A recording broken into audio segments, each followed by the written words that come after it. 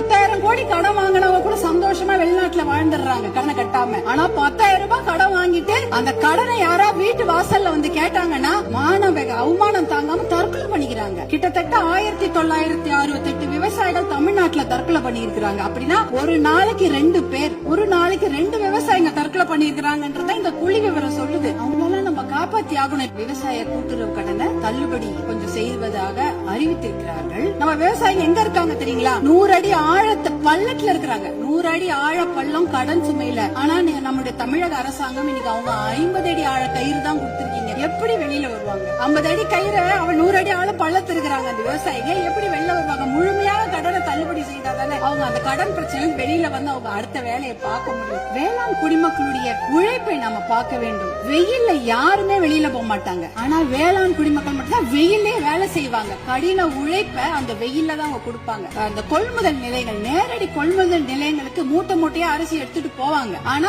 ஒரு கொள்முதல் நிலையங்கள்லயும் ஒரு நாளைக்கு இவ்வளவுதான் அரிசி எடுத்துக்க முடியும், இவ்வளவுதான் மூட்டை எடுத்துக்கொள்ள முடியும் என்ற அளவுகோல் இருக்கும். ஆனால் அந்த அளவுகோலுக்கு மேல ஆயிடுச்சுன்னா அந்த மூட்டையை வச்சுட்டு வெயிலையும் மழையிலயும் அங்கேயே இருக்கணும். அது என்னவானாலும் சரி, மூட்டையை அவங்க நிலத்துல இருந்து எடுத்துட்டு போயிட்டாங்கன்னா தனியார் அந்த கொள்முதல் நிலையங்கள் வாசல்லே படுத்து கிடப்பாங்க. மழை பெஞ்சிச்சுன்னா அந்த மூட்டையெல்லாம் உள்ளே முளைச்சிடும், கெட்டு போயிடும். இப்படி எத்தனையோ சிரமங்களை மீறி தான் அவங்க நம்மளுடைய உணவு மேசைக்கு சாப்பாடு கொண்டு வராங்க.